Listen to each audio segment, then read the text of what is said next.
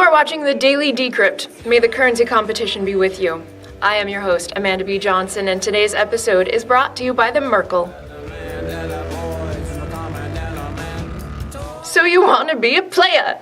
So you want to exchange one cryptocurrency for another. Well, luckily for you, in this new land of opportunity, that's pretty easy to do. So there are two ways to do it. First, with an exchange with which you make an account. And second, an exchange with which you don't make an account. I'm going to show you both, so saddle up, partner. So the first type, the one where you make an account.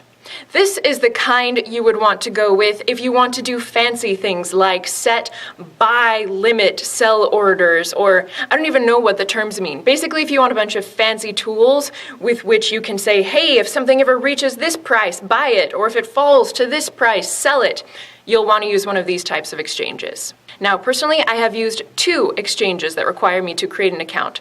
The first one is Poloniex, and the second one is bter.com. bter.com is scammy as shit, so stay away from them, and I'll tell you how to use Poloniex. First, visit poloniex.com, where you can, yes, create an account using your email address and creating a password. They'll send you a verification email, which you will click on, and you are ready to log in and begin. Click Balances, and from the drop-down menu, select Transfer Balances. You'll be taken to terms and conditions, which you can peruse at your leisure and agree or disagree to, although you probably can't trade if you don't agree to them. And once you've gone through them, click Submit. Here you'll see all the cryptos that you can deposit to trade with. Now, naturally, you have a zero balance in all of them right now. Personally, I'm interested in trading Bitcoin for BitShares, so I will click on Deposit and Withdraw in the BTC row. Here, I'll click Generate to get a deposit address of my very own, and I can send any amount up to the equivalent of $2,000 US in Poloniex limits. The $2,000 daily cap of deposits and withdrawals can be increased if you want, but we are not going to do that in this video today. Now, pro tip, if you're sending from a mobile wallet and you need a QR code to make this easier, head on over to wolframalpha.com and copy and paste your deposit address into the field, type space QR, space code, and click enter, and through the magic of Wolfram Alpha, there will be your QR code. And send that transaction. I'm sending about $50 worth of Bitcoin today. Once you've sent your transaction, return to the top of the page, click Balances, and select Deposit History from the drop-down menu. Here we can watch for our pending confirmations on our deposit, and getting confirmations will be a prerequisite to begin trading. Now, in my case, it took a few minutes for my deposit to even show up in this section, so give it some time before you freak. Once the necessary number of confirmations comes in the case of Bitcoin, it's just one, the status will change from pending to complete, and you're ready to trade. Head back to the top of the page, click the leftmost tab called Exchange. Find your desired market on the right. It's Bitcoin in my case, so I'll click the crypto underneath Bitcoin that I'd like to trade for it, which is BitShares in my case.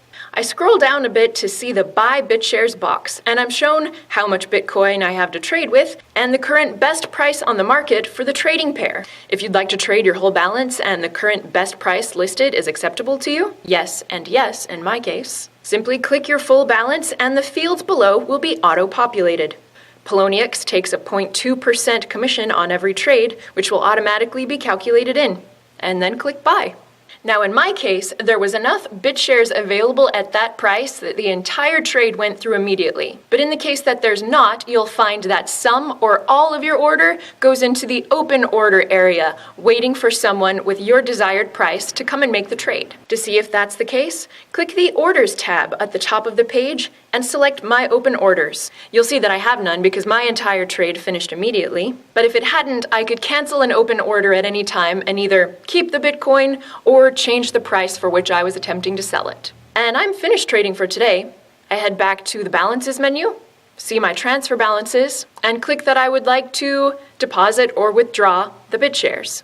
If you'd like to withdraw the full balance as I do, just click right on the number. The BitShares network transaction fee is automatically deducted. That's another nice feature.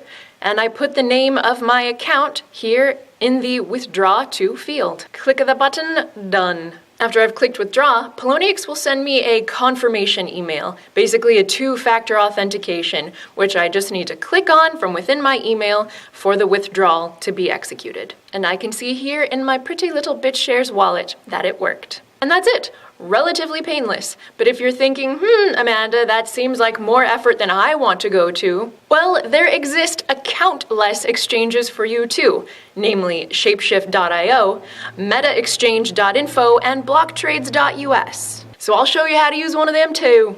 Navigate on over to Shapeshift.io, and if you watch this video anytime in the near future, it's probably going to still say click here to try the beta version. Let's do that. First, choose the coin you'd like to make a deposit in my case, Bitcoin again, and choose the coin that you would like to take back out. In my case, I'm going to say Dash. I'll now choose the precise trading method, which just means that I'm going to tell Shapeshift exactly how much Bitcoin I want to deposit, and I can get a slightly better exchange rate in return. I'd like to deposit 0.07 of a Bitcoin, and Shapeshift tells me that that will kick back to me 5.32 and change in Dash. I enter my Dash address, Zimzam, and I enter a Bitcoin refund address in case for some reason this doesn't go well and they need to send my money back. I agree to the terms and click Start Transaction. Shapeshift now tells me that I have just under 10 minutes to send that 0.07 of a Bitcoin to the address listed here.